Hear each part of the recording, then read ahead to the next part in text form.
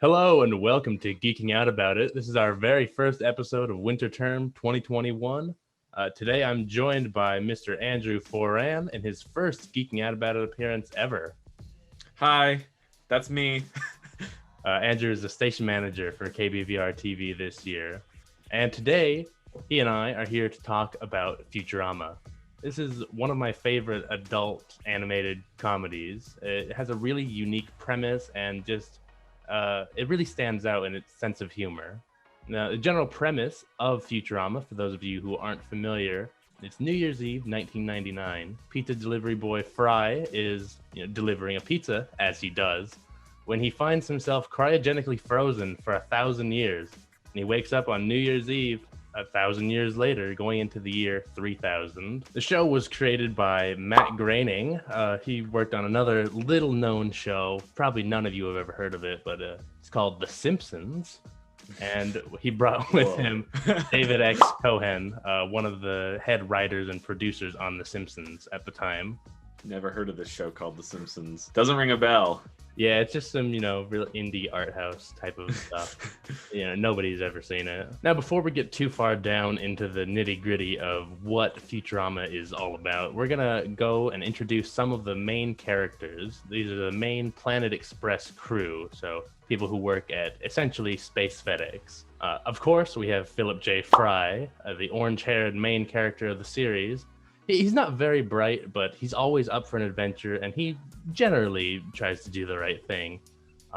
Immediately, right when he wakes up, he falls in love with Leela, the purple-haired Cyclops. Leela is like pretty much she's the captain of the ship, and she's the one who basically is in charge of saving Fry every episode. A lot of times she's really the only one who actually understands what's going on. Yeah, it's on her to get them out of sticky situations in almost every episode. Mm-hmm. And then you've got, of course, fan favorite Bender Bending Rodriguez. And who is, of course, a robot. Yes. Whose job is to bend girders. Mm-hmm. Or it was to bend girders, I guess. Yeah, it was bending girders for suicide booths in the beginning of the show. Yeah, Bender is just a argumentative, like booze-drinking, womanizing robot. Becomes Fry's best friend and roommate. Really, I think you can understand everything you need to know about Bender's personality from his catchphrase, which is, of course, "Bite my shiny metal ass." Yes, the classic that used to be like everywhere for some reason. Yeah, no, bumper stickers, every like soundboards, t-shirt store, all over the place. Yeah, no need to worry. I don't have an addictive personality.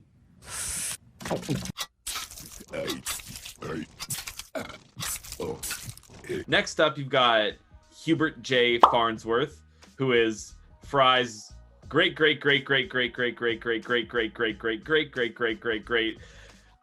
nephew. Great. Great. And he's also Fry's only living relative in the year 3000. Yeah, Farnsworth is he's 160 years old in the show, I think, but he's just a mad scientist who started Planet Express as a freight delivery company just to get funding for his mad scientist endeavors. So, he kind of uses the crew as cheap labor. Yep. And then you've got Hermes Conrad, who is the business manager, who has one of my favorite voice actors. You might recognize him from Samurai Jack. He's the voice of Samurai Jack, or really? Bobby in Jimmy Neutron. Oh, Bobby? Same voice actor. It's a Slap, slap, slap, clap, clap, clap, slap, slap, slap, clap, clap, clap. Phil Lamar, that's his name. Yeah, Phil Lamar voices all those characters, and he's also Hermes Conrad in Futurama. Great. And then next up, the intern at Planet Express, we have Amy Wong. She's a sorority girl at I believe she goes to Mars University in the show. Yeah, and she's in her family's sorority. Yeah, she's in the sorority that her family started. She comes from just a super loaded family, and she definitely gives off daddy's money vibes. Yeah, that's why she's here. And then last but not least, you have probably the memeiest character in the show. If I describe him, he would go whoop whoop whoop whoop whoop whoop whoop whoop. That's Dr. Zoidberg. Yeah, he's kind of That was my, he's kind of that the was my best punching impression bag there. of the crew. And also, despite being the doctor on staff at Planet Express, he really just knows nothing about human anatomy. Yeah. There's a great clip early on in the show where Fry and Zoidberg are in a fight to the death for some reason or another, and he says, "Fry, has been so long since medical school. Remind me, disembowelment for your species, fatal or non-fatal?" It's like he's a doctor, but he causes more harm than he does good. Yeah, exactly. He's not quite a mad scientist. He's a mad doctor. Yeah, basically. There's multiple mad doctors in this show, really. Yeah. Frankly, I'd say every main character is a little mad. Drop the robot. I thought I told you. I do the cutting around here. Now, one of the things that really marked Futurama during its run on TV was its run off of TV. It had a really rocky production life, so buckle up. Futurama initially aired on Fox for 4 seasons from 1999 to 2003 until it was ultimately canceled due to low viewership and high production costs. After it was canceled, the rights for syndication and reruns, it was aired on Adult Swim for a few years, and then later purchased by Comedy Central in what was their biggest acquisition at the time. However, starting in 2007, with the pretty moderate success of these reruns on Comedy Central, Fox ordered 4 direct-to-DVD movies to be made of Futurama. And then, because we love a good double dip, they would then cut each of the 4 movies into 4 half-an-hour episodes, which was aired as the 5th broadcast season. Confused yet? Me too.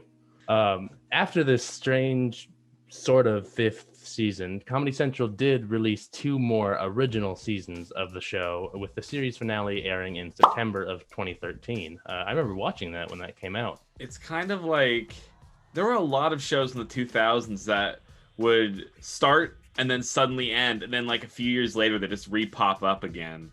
Yeah, a lot of those shows have like huge cult status. Mm-hmm.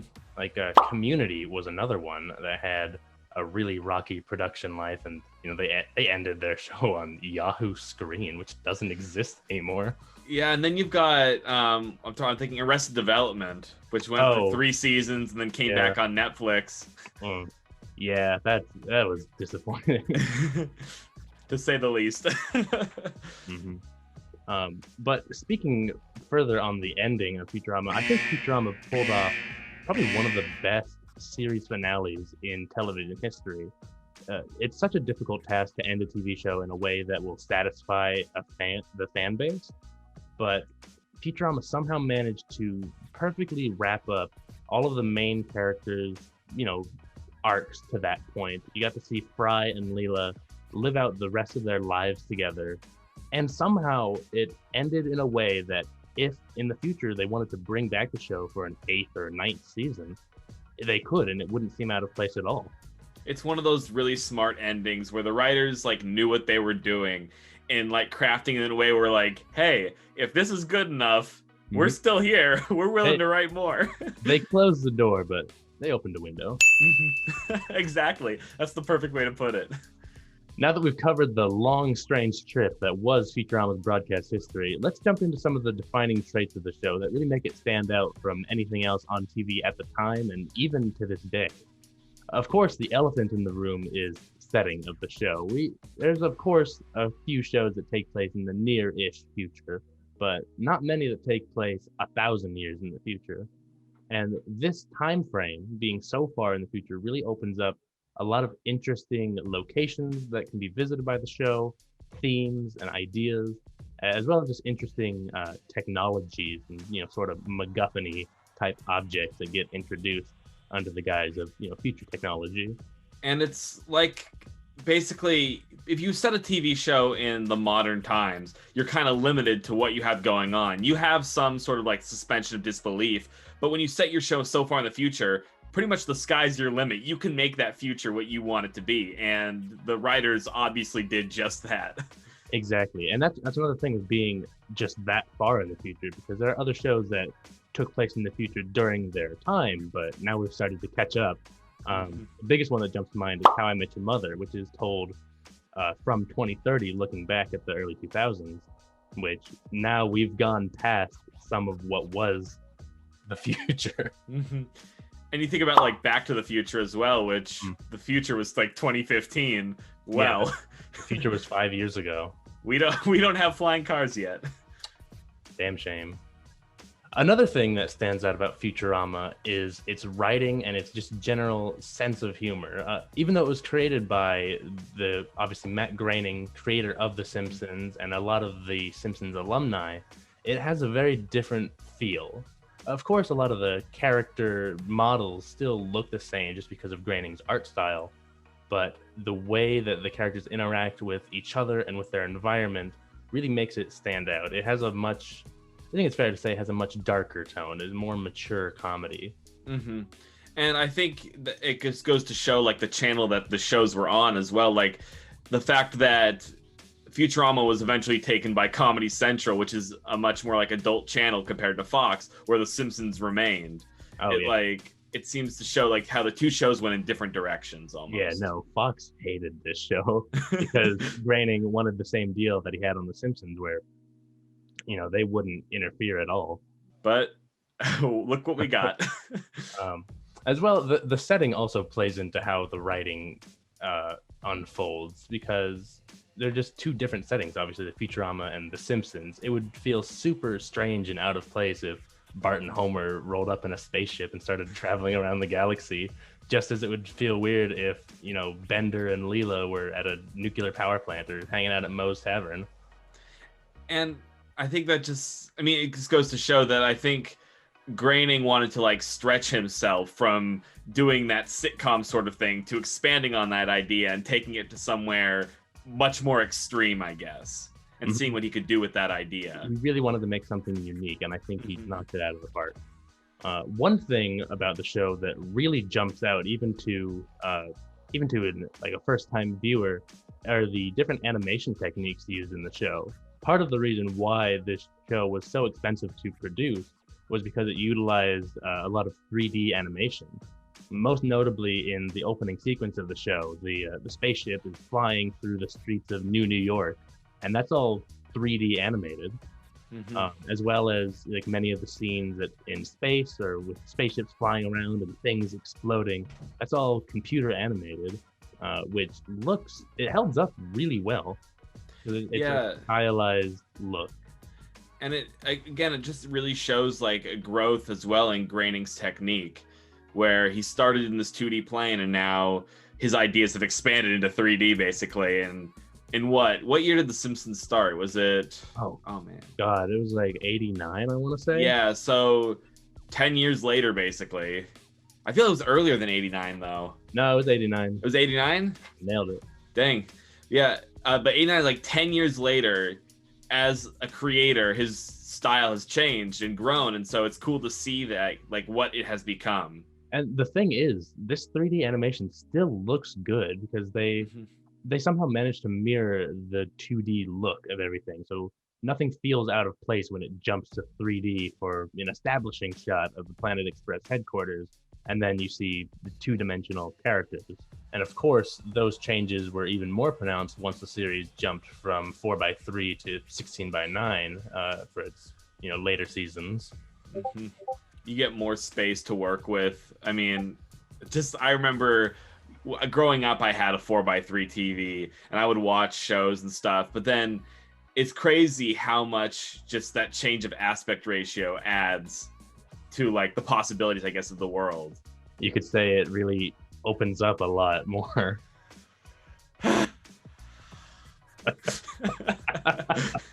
Carlos!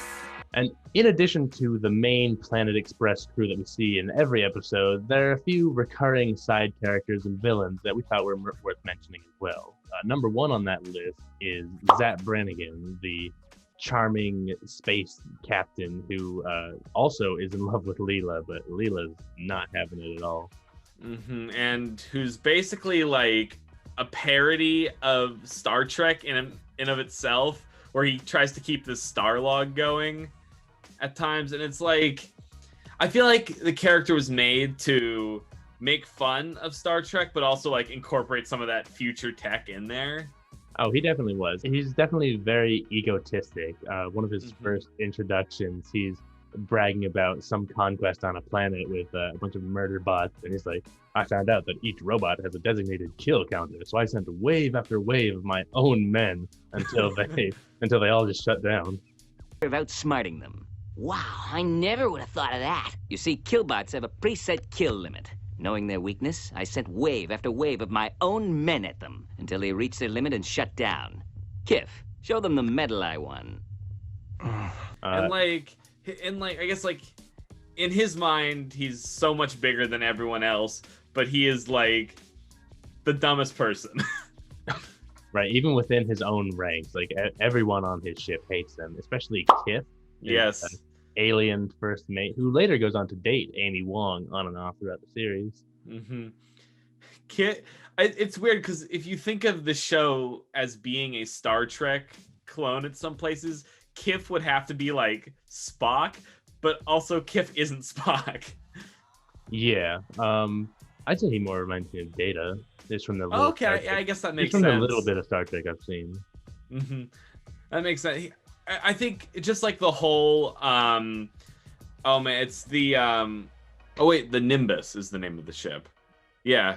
Did Harry Potter steal the broomstick name from Futurama? Maybe, but basically their ship is like a clone of the USS Enterprise is what I'm trying to get at here. Now, before we wrap up this episode, Andrew and I want to quickly mention our favorite episodes of the show.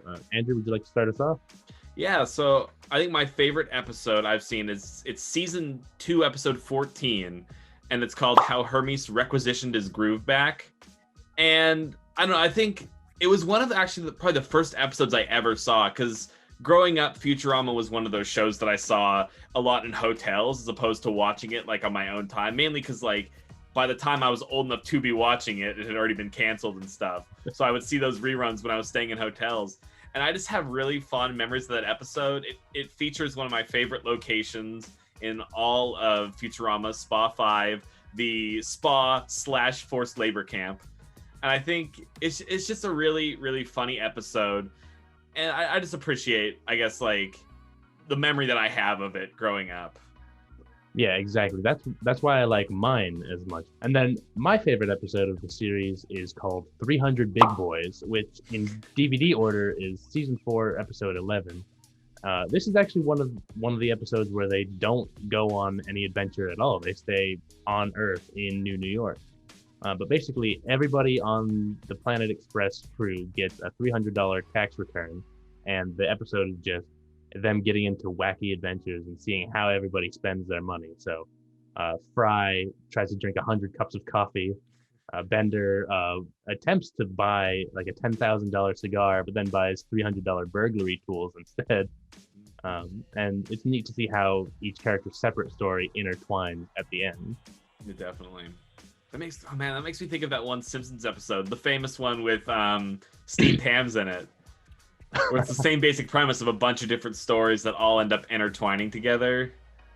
You know, I haven't actually seen that entire episode. I've only man, that's a great episode. I watched a lot of The Simpsons growing up. Oh, same. I used to watch it every Sunday. My desktop background used to be, it was like the Windows 10 background, but it had Skinner's chalmed it or photoshopped in, like climbing out of the window. Oh, that's good. So to wrap up, Futurama is one of the most unique shows out there, both at the time that it was released and even now. It's definitely a cult classic, and with good reason. Combined with the quality writing, the fun characters, and just classic sci-fi adventures, it's no wonder to see why it consistently ends up on top 10 lists or even top 20 lists. In fact, in 2020, Rolling Stone magazine ranked Futurama as number 39 in the greatest sci-fi shows of all time. Right now, Futurama is currently streaming on Hulu, so I highly recommend it if you're looking for something new to watch. Thank you for watching this episode of Geeking Out About It. If you enjoyed our little discussion, be sure to subscribe and get more KBVR content coming your way. We'll be here every other week, as well as Locals Live every Friday. We also stream on Twitch at KBVR TV 26. We've been playing some party games, so we got Jackbox, Among Us, even the game of life occasionally. And follow us on social media as well at Twitter and Instagram. Thank you for watching, and have a good one.